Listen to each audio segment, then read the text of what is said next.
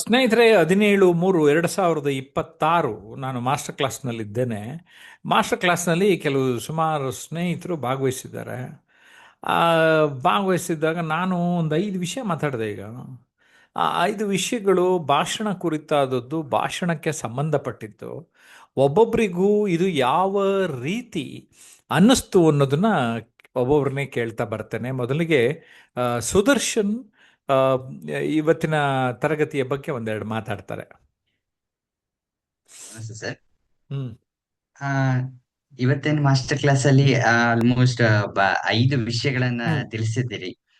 ಒಂದು, ಭಾಷಣ ಕೌಶಲ್ಯ ಯಾಕೆ ಬೇಕು, ಹ್ಮ್ ಮತ್ತೆ ಇಂಪಾರ್ಟೆನ್ಸ್ ಆಫ್ ವರ್ಡ್ಸ್. ವರ್ಡ್ಸ್ ಇಂದ ಏನೆಲ್ಲ ಇಂಪಾರ್ಟೆಂಟ್ ಅಂದ್ರೆ ನಾವು ವರ್ಡ್ಸ್ ಬಳಸೋದು ಎಷ್ಟು ಇಂಪಾರ್ಟೆಂಟ್ ಇದೆ ಅಂದೇಳಿ. ಹ್ಮ್ ನೆಕ್ಸ್ಟ್, ವಾಯ್ಸ್. ವಾಯ್ಸ್ ವಾಯ್ಸ್ ಇಂದ ಏನೆಲ್ಲ ಉಪಯೋಗ ಇದೆ, ಮತ್ತೆ ಇಂಪಾರ್ಟೆನ್ಸ್ ಆಫ್ ಪ್ರಾಬಬ್ಸ್. ಯಾವಾಗ ಎಲ್ಲಿ ಹೇಗೆ ಗಾದೆಗಳನ್ನ ಬಳಸ್ಬೇಕು, ಆಮೇಲೆ ಕೊಟೇಶನ್ಸ್ ಗಳನ್ನ ಎಲ್ಲೆಲ್ಲಿ ಕೊಟೇಶನ್ಸ್ ಗಳನ್ನ ಬಳಸಬಹುದು ಅನ್ನೋದನ್ನೆಲ್ಲ ತಿಳಿಸ್ಕೊಟ್ಟಿದ್ದೀರಿ. ಮತ್ತೆ ಈ 5 ವಿಷಯಗಳನ್ನು ನಾವು ಎಲ್ಲಾ ಭಾಷಣಗಳಲ್ಲೂ ಬಳಸ್ಬೇಕಾಗಿರೋಂಥದ್ದೇನೆ. ಈ 5 ವಿಷಯಗಳನ್ನ ಬಳಸ್ತಾ ಬಳಸ್ತಾ ನಮಗೆ ಭಾಷಣ ಇನ್ನೂ ಇಂಪ್ರೂವ್ ಆಗ್ತಾ ಹೋಗುತ್ತೆ. ಮತ್ತೆ ಬರೀ ಇಂಪ್ರೂವ್ ಆಗೋದಲ್ದಲೆ ಒಂದು ಅಟ್ರಾಕ್ಟಿವ್ ಭಾಷಣದ ರೀತಿ ಕಾಣಿಸುತ್ತೆ, ಮತ್ತೆ ಎಲ್ಲೂ ಬೋರ್ ಆಗೋದಿಕ್ ಹೋಗೋದಿಲ್ಲ. ಆಮೇಲೆ ಈ ವಿಷಯಗಳನ್ನ ಎಲ್ರಿಗೂ ಸಾಮಾನ್ಯ ಜನರಿಗೆ ಗೊತ್ತಿರೋ ಅಂತದ್ದನ್ನ ಬಳಸ್ತಾ ಹೋಗ್ತಾ ಇದ್ರೆ ಅವಾಗ ಅವರಿಗೆ ವಿಷಯ ಇನ್ನೂ ಕನೆಕ್ಟ್ ಆಗ್ತಾ ಹೋಗುತ್ತೆ ಅಂತ ನನ್ನ ಅನಿಸಿಕೆ ಸರ್. ಧನ್ಯವಾದಗಳು. Hmm okay. Yes, Netravati madam. Sir, ಇವತ್ತಿನ ವಿಷಯ ನೀವು ಮಂಗಳವಾರ ಹೊಸ ವಿಷಯಗಳ ಪರಿಚಯವನ್ನೇ ಮಾಡಿಸ್ತೀರಿ, ವಿಷಯದ ಒಂದು ಸಾರವನ್ನೇ ಪರಿಚಯ ಮಾಡಿಸ್ತೀರಿ ಸರ್. ಇದರಲ್ಲಿ ಇವಾಗ 5 ವಿಷಯಗಳ ಬಗ್ಗೆ ಹೇಳಿದ್ರಿ. ವಾಯ್ಸ್ ಮಾಡ್ಯುಲೇಷನ್ ಬಗ್ಗೆ, ಮತ್ತ ಭಾಷಣ ಕೌಶಲ್ಯ ಏಕೆ ಬೇಕು ಅಂದ್ರೆ ಪ್ರತಿಯೊಂದು ಮನುಷ್ಯರಿಗೂ ಬೇಕೇ ಬೇಕು ಇವತ್ತಿನ ಕಾಲಘಟ್ಟದಲ್ಲಿ ಅಂತ ಹೇಳಿ ಅನಿಸ್ತದೆ ಸರ್. 5 ಅಂಶಗಳು ಬೇಕೇ ಬೇಕು. ಯಾಕಂದ್ರೆ ಒಂದು ಅಟ್ರಾಕ್ಟಿವ್ ಆಗಿ ಮಾತನಾಡಬೇಕಾದ್ರೆ ಗಾದೆಗಳನ್ನು ಅಥವಾ ಬಳಸುವುದರಿಂದ ಅಲ್ಲಿ ಅಟ್ರಾಕ್ಟಿವ್ ಒಂಥರ ಕಾಣ್ತೈತಿ. ಮನುಷ್ಯನ ಮಾತುಗಳು ಇನ್ನೂ ಕೇಳ್ಬೇಕಂತ ಅನಿಸ್ತಿರ್ತದ. ಅಂದ್ರೆ ಪ್ರತಿಯೊಂದು ಏನು ಬಳಕೆ ಮಾಡ್ತೇವಲ್ಲ, ಪ್ರತಿಯೊಂದು 5 ವಿಷಯಗಳು ಅಂದ್ರೆ ಧ್ವನಿ ಮಾಡ್ಯುಲೇಷನ್, ನಾವ್ ಹೆಂಗ ಜೋರಾಗಿ ಮಾತಾಡದಕ್ರ ಮತ್ ಹಾಸ್ಯವಾಗಿ ಮಾತಾಡದಕ್ರ ಅಥವಾ okay, thank you madam. Sharan Basappa. ನಮಸ್ಕಾರ ಸರ್. ಸರ್, ಇವತ್ತಿನ ವಿಷಯ ಚೆನ್ನಾಗಿ ಹೇಳ್ಕೊಡ್ತಾ ಇದ್ದಾರೆ ಸರ್. ಆಮೇಲೆ ಭಾಷಣದಲ್ಲಿ ನಾವು ಏನೇ ಒಂದು ಕಾರ್ಯಕ್ರಮದಲ್ಲಿ ಭಾಷಣ ಮಾಡಬೇಕು, ಏನು ಕೋಟೇಶನ್ ಹೇಳೋದ್ರ ಮುಖಾಂತರ ಭಾಷಣ ಆರಂಭ ಮಾಡಿದ್ರೆ ತುಂಬಾ ಚೆನ್ನಾಗಿರುತ್ತೆ ಸರ್. ಓಕೆ, ಆಮೇಲೆ ಹೇಳಿ. Okay sir. Yes, okay sir, okay. Xavier ಅಂತ ಇದ್ದಾರೆ, ಅನ್ಮ್ಯೂಟ್ ಮಾಡ್ಕೊಳ್ಳಿ sir. Yes, Xavier. Good evening, sir. Good evening. By the way, this is about the points you have spoken here. Channel ಮಾತಾಡಿದ್ದೀರಿ, ಅದು ತುಂಬಾ ಅಮೋಘವಾದದ್ದು. It is very important subject you are talking about here. First of all ನಾನು ಕೇಳಿದಂಗೆ ನೀವು ಹೇಳಿದಂಗೆ sir, all this speech ನಾವು first prepare ಮಾಡ್ಕೋಬೇಕಾಗಿದೆ ನಾನೀಗ. ನೀವು ಹೇಳಿದಂಗೆ ಕೊಟೇಶನ್ಗಳನ್ನು ವಾಟ್ ಎವರ್ ದ ಪಾಯಿಂಟ್ ಅನ್ನು ಕರೆಕ್ಟ್ ಕ್ಯಾಟಗರಿಕಲಿ ಸರಿ ಪ್ರಿಪೇರ್ ಮಾಡಿಕೊಂಡು ಆಮೇಲೆ ಮಾತಾಡಕ್ಕೆ ಕೂತ್ಕೊಂಡ್ರೆ I can stand and speak effectively ಅನ್ನೋದು ಅರ್ಥ ಆಯ್ತು ನನಗೆ. Good, thank you sir. Yes, Sunil. ನಮಸ್ತೆ ಸರ್. ನಮಸ್ತೆ, ಮಾತಾಡಿ. ನನ್ನ ಸ್ಕೂಲು ಕಾಲೇಜಲ್ಲಿ ಏನೇ ಆದ್ರೂ ಕೂಡ ಸಮಟೈಮ್ಸ್ ಎಲ್ಲಾದ್ರಲ್ಲೂ ಕಾಂಪಿಟೇಷನ್ ಅಲ್ಲೂ ಭಾಗವಹಿಸ್ತಿದ್ದೆ. ಬಟ್ ಏನೇ ಅಂದ್ರೂ ಮಾತಾಡ್ಬೇಕಾದ್ರೆ ಒಂದು ಧೈರ್ಯ ಬರ್ತಿರ್ಲಿಲ್ಲ, ಒಂದು ಕಾನ್ಫಿಡೆನ್ಸ್ ಬರ್ತಿರ್ಲಿಲ್ಲ. ಇವತ್ತು ನಾನು ತುಂಬಾ ವಿಷಯಗಳನ್ನ ತಿಳ್ಕೊಂಡೆ ಸರ್. ಯಾವ ರೀತಿ ಧ್ವನಿ ಯಾವ ರೀತಿ ಇಂಪ್ಯಾಕ್ಟ್ ಆಗುತ್ತೆ, ಯಾವ ರೀತಿ ಕೊಟೇಶನ್ಗಳನ್ನ, ಸ್ಲೋಗನ್ ವಾಕ್ಯಗಳನ್ನ, ಹೇಳಿಕೆಗಳನ್ನ ಯೂಸ್ ಮಾಡಿದ್ರೆ ಯಾವ ರೀತಿ ಲಿಸನರ್ಗೆ ಇಂಪ್ಯಾಕ್ಟ್ ಆಗುತ್ತೆ ಅನ್ನೋದನ್ನ ತುಂಬಾ ತಿಳ್ಕೊಂಡೆ ಸರ್. ಮತ್ತೆ ಇನ್ನೊಂದನ್ನ ಹೇಳಕ್ ಇಷ್ಟಪಡ್ತೀನಿ, ನಮ್ಮ ಸ್ಪೀಕಿಂಗ್ ಅಲ್ಲಿ ಕೆಲವೊಮ್ಮೆ ಇಂಗ್ಲಿಷ್ ನ ಆಡ್ ಮಾಡಿದ್ರೆ ಅದು ವ್ಯಾಲ್ಯೂಬಲ್ ಆಗಿರುತ್ತೆ ಅಂತ ಕೂಡ ಅನಿಸುತ್ತೆ ಸರ್. ಅದೊಂದು ಆಡ್ ಮಾಡಿದ್ರೆ ಚೆನ್ನಾಗಿರುತ್ತಲ್ವಾ ಸರ್ ಇಂಗ್ಲಿಷ್?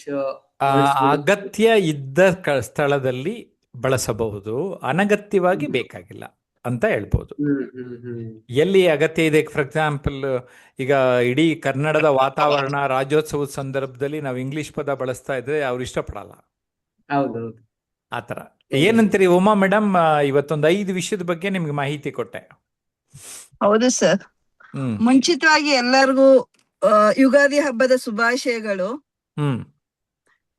ಸರ್, ಇವತ್ತು ಅಂದ್ರೆ ಸಂದರ್ಭೋಚಿತವಾಗಿ ನಾವು ಪಬ್ಲಿಕ್ ಅದೇ ಲೈಕ್ ಭಾಷಣ ಮಾಡ್ಬೇಕಾದ್ರೆ ಎಲ್ಲಿ ಯಾವ ತರ ಇದು ಯೂಸ್ ಮಾಡೋದು, ಲೈಕ್ ವಾಕ್ಯಗಳು ಯೂಸ್ ಮಾಡೋದಾಗ್ಲಿ, ಗಾದೆಗಳ ಯೂಸ್ ಮಾಡೋದಾಗ್ಲಿ, ಆದಷ್ಟು ಸ್ವಲ್ಪ ಕಲ್ತಿದ್ರೆ ಅದು ಇನ್ನೂ ಸುನಾಯಾಸವಾಗಿ ಬರುತ್ತೆ ಅಂತ. Okay, yes, thank you madam. Cheluva Narayana Swamy ಅವರೇ ಮಾತಾಡಬೇಕು, ನೆಟ್ವರ್ಕ್ ಪ್ರಾಬ್ಲಮ್ ಇರೋಂಗಿದೆ. ಈರಯ್ಯ ರಾಮಣ್ಣನವರ್ ಸರ್ ನಮಸ್ತೆ. ನಮಸ್ತೆ, ಮಾತಾಡಿ. 5 ವಿಷಯಗಳನ್ನು ನಾವು ತಗೊಂಡು ಮಾತಾಡಿದಾಗ ಒಳ್ಳೆ ಭಾಷಣಕಾರಗಳು ಅನ್ಸ್ಕೊಳಕ್ ಒಂದು ಇದಾಗ್ತದೆ ಸರ್. ಆಮೇಲೆ ಈ 3 ವಿಷಯಗಳ ಬುಕ್ ಅನ್ನು ಹೇಳಿದ್ರಿ ನೀವು, ನುಡಿಗನ್ನಡ ಮತ್ತು ನಿರೂಪಣೆ, ನಿರೂಪಿಸಿ ಮತ್ತು ವ್ಯಕ್ತಿತ್ವ ಪರಿವರ್ತನೆ. ಈ 3 ವಿಷಯ ಬಗ್ಗೆ ನಾವು ಅದನ್ನ ಅರಿತುಕೊಂಡು ಮಾತಾಡಿದ್ರೆ ಒಳ್ಳೆ ಭಾಷಣಕಾರ ಅನ್ನಿಸ್ಕೊಳಕ್ ನಾವು ಒಂದು ವೇದಿಕೆ ಗಳಿಸ್ಕೋಬಹುದು ಅಂತ ನನ್ನ ಅನಿಸಿಕೆ. Yes, thank you very much. ಇಲ್ಲಿರುವ ನಮ್ಮ ಸ್ನೇಹಿತರುಗಳು ಅವರವರ ಅನಿಸಿಕೆಗಳನ್ನು ತಿಳಿಸಿದರು. ಅಂದರೆ ಯಾವಾಗಲೂ ಅಷ್ಟೇ, ಉದಾಹರಣೆಗೆ ನಮ್ಮ ಜಯಪ್ರಕಾಶ್ ನಾಗ್ತಿಹಳ್ಳಿ ಯೂಟ್ಯೂಬ್ ಚಾನಲಲ್ಲೇ ಸುಮಾರು 2000ಕ್ಕಿಂತ ಹೆಚ್ಚು ವಿಡಿಯೋಗಳು ಭಾಷಣ ಕೌಶಲ್ಯದ ಬಗ್ಗೆ ಇದೆ.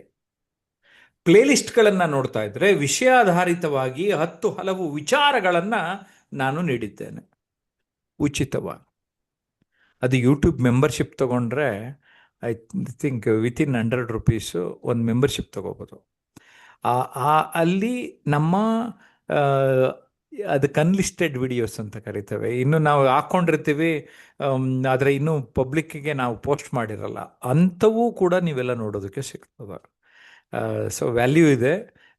ನೀವು ಅದನ್ನು ಕೂಡ ಮೆಂಬರ್ಶಿಪ್ ತೊಗೋಬೋದು, YouTube membership. Jayaprakash Nagathihalli YouTube ಚಾನಲ್ನಲ್ಲಿ ಆ ರೀತಿಯ ಒಂದು ಪ್ರಾವಿಷನ್ ಸದ್ಯಕ್ಕೆ ನಾವು ಮಾಡಿದ್ದೇವೆ. ಕಲಿಯಲೇಬೇಕು ಅಂತ ಹೊರಟಾಗ ವಿಡಿಯೋಗಳು ಒಂದು ಡೈರೆಕ್ಷನ್ ಕೊಡ್ತದೆ.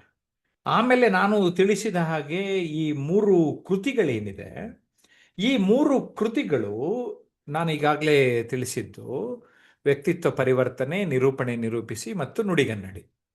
ಯಾವಾಗ ನೀವು ಇದನ್ನು ಅರ್ಥ ಮಾಡ್ಕೋತೀರಿ, ವ್ಯಕ್ತಿತ್ವ ಪರಿವರ್ತನೆ, ನಿರೂಪಣೆ, ನಿರೂಪಿಸಿ ಮತ್ತು ನುಡಿಗನ್ನಡಿ, ಇಡೀ ಭಾಷಣ ಕೌಶಲ್ಯದ ವಿವಿಧ ಮಜಲುಗಳನ್ನು ನಿಮಗೆ ಪರಿಚಯ ಮಾಡ್ತದೆ. ಯಾವಾಗ ನೀವು ಇದನ್ನು ಅರ್ಥ ಮಾಡ್ಕೊತೀರಿ, you will also understand the power of mic.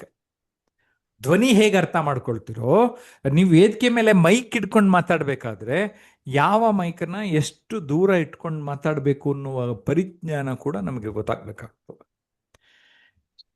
So information is different, but if you want motivation and transformation, I want all of you to attend online or offline sessions. ನಮ್ಮ ಆನ್ಲೈನ್ ಮತ್ತು offline ಸೆಷನ್ಸ್ನ ನೀವು ಭಾಗವಹಿಸಿದರೆ ನಿಮ್ಮೆಲ್ಲರಿಗೆ ಲಾಭ ಇದೆ ಅಂತ ತಿಳಿಸೋದಕ್ಕೆ ಇಷ್ಟಪಡ್ತಾರೆ. Okay, 9341259267ಗೆ ಕರೆ ಮಾಡಿದ್ರೆ ನಿಮಗೆಲ್ಲ ಮಾಹಿತಿ ಸಿಗ್ತದೆ. ಸದ್ಯದಲ್ಲಿ ನಾವು ಗೋಲ್ಡ್ ಕಮ್ಯುನಿಟಿ ಮತ್ತು ಡೈಮಂಡ್ ಕಮ್ಯುನಿಟಿ, ಈ 2 ಕಮ್ಯುನಿಟಿಗಳ ಮೂಲಕ ನಾವು ಕ್ಲಾಸಸ್ನ ಕಂಡಕ್ಟ್ ಮಾಡ್ತಾ ಇದ್ದೇವೆ. ನೀವು ಎಷ್ಟು ಜನ ಬೇಕಾದರೂ ಆನ್ಲೈನಲ್ಲಿ ಕೋರ್ಸು ಸೇರಬಹುದು. 1 ವರ್ಷದವರೆಗೆ ನಿಮಗೆ ಮಾರ್ಗದರ್ಶನ ಲಭ್ಯ ಇರುತ್ತೆ ಅಂತ ತಿಳಿಸೋದಕ್ಕೆ ಇಷ್ಟಪಡ್ತೇನೆ. ಸ್ನೇಹಿತರೆ, ಹಿಂದೆ ದೇವನಹಳ್ಳಿ ಕ್ಷೇತ್ರಕ್ಕೆ MLA ಆಗಿದ್ದ ಪಿಳ್ಳು ಮುನಿಶಾಮಪ್ಪ ಅವರ ಮಾತನ್ನು ಕೂಡ ಪಿಳ್ಳು ಮುನಿಶಾಮಪ್ಪ ಅಂತ ಹೇಳಿ ದೇವನಹಳ್ಳಿ XMLA. ನಾನು ಜಯಪ್ರಕಾಶ್ ನಾಗ್ತಿಹಳ್ಳಿರ ಅವರು ಸ್ನೇಹಿತರು, ಜೊತೆಗೆ ಅವರು ನನಗೆ ಉಪಾಧ್ಯಾಯರು ಅಂತಾನೆ ಹೇಳ್ಬಹುದು. ನಾನು ಮಂಡಲ ಪಂಚಾಯತ್ ಸದಸ್ಯನಾಗಿ, ಜಿಲ್ಲಾ ಪಂಚಾಯತ್ ಸದಸ್ಯನಾಗಿ ರಾಜಕಾರಣದಲ್ಲೇ ದೂರ ಇರಬೇಕು ಅಂತ ಅನ್ನೋ ಒಂದು ಪರಿಸ್ಥಿತಿ ಸಂದರ್ಭದಲ್ಲಿ ಮತ್ತೆ ಯಾಕೆ ನೀವು MLA ಆಗಬಾರ್ದು ಅಂತೇಳಿ ಒಂದು ಪ್ರೇರೇಪಣೆಯನ್ನು ನೀಡಿದಂತ ಜಯಪ್ರಕಾಶ್ ನಾಗ್ತಿಹಳ್ಳಿ ಅವರು ನನಗೆ ಬಹಳಷ್ಟು ತರಬೇತಿಯನ್ನು ನೀಡಿ, ವ್ಯಕ್ತಿತ್ವ ವಿಕಸನ ತರಬೇತಿ ನೀಡುವುದರ ಮೂಲಕ ನಾನು ಮತ್ತೆ ರಾಜಕಾರಣದಲ್ಲಿ ಒಂದು ಆಸಕ್ತಿಯನ್ನು ತಂದು ಕೊಟ್ಟಂತ ನಿಜವಾದ ಒಂದು ಎಲ್ಲ ರೀತಿಯಲ್ಲಿ ಅವರಿಗೆ ಒಂದು ವ್ಯಕ್ತಿತ್ವ ವಿಕಸನ ಅಲ್ಲ, ಈ ಸಮಾಜದ ಎಲ್ಲ ಆಗುಹೋಗುಗಳ ಬಗ್ಗೆ, ವ್ಯಕ್ತಿಯ ಒಂದು ಪ್ರಗತಿಯ ಬಗ್ಗೆ, ರಾಜಕಾರಣದ ಹಿನ್ನೆಲೆ ಮತ್ತೆ ಬಿಸ್ನೆಸ್ ಎಲ್ಲ ರೀತಿಯಲ್ಲೂ ಕೂಡ ಅವರು ತರಬೇತಿ ಪಡೆದಿದ್ದಾರೆ. ಅವರು ಬೆಳಗು ಕಾರ್ಯಕ್ರಮ ದೂರದರ್ಶನದಲ್ಲಿ ಬಹಳಷ್ಟು 1600ಕ್ಕೂ ಹೆಚ್ಚಿನ ಜನನ ಒಂದು ಸಂದರ್ಶನ ಮಾಡಿದ್ದಾರೆ. ಅವ್ರನ್ನ ಬುದ್ಧಿಜೀವಿಗಳ ವಿಚಾರವಂತರನ್ನ ಅವರೆಲ್ಲನ್ನು ಸಂದರ್ಶನ ಮಾಡುವ ಮೂಲಕ ಅವರಿಗೆ ಬಹಳಷ್ಟು ಒಂದು ನಾಲೆಡ್ಜ್ ಇದೆ. ಅದನ್ನೆಲ್ಲ ನಿಮ್ಮದಾಗಿಸ್ಕೋಬೇಕಾದ್ರೆ ಅವರ ಒಂದು ಕ್ಲಾಸ್ಗೆ ಆನ್ಲೈನ್ ಆಫ್ಲೈನ್ ಅಲ್ಲಿ ಎರಡರಲ್ಲಿ ಕೂಡ ಅವರಿಗೆ ತರಬೇತಿಯನ್ನ ಪಡ್ಕೊಂಡು ನೀವು ಕೂಡ ರಾಜಕೀಯವಾಗಿ ಆರ್ಥಿಕವಾಗಿ ಸಾಮಾಜಿಕವಾಗಿ ಎಲ್ಲಾ ರೀತಿ ನಿಮ್ಮ ಒಂದು ಭವಿಷ್ಯವನ್ನು ರೂಪಿಸ್ಕೊಳ್ಳೋದಕ್ಕೆ ಅವಕಾಶ ಆಗುತ್ತೆ.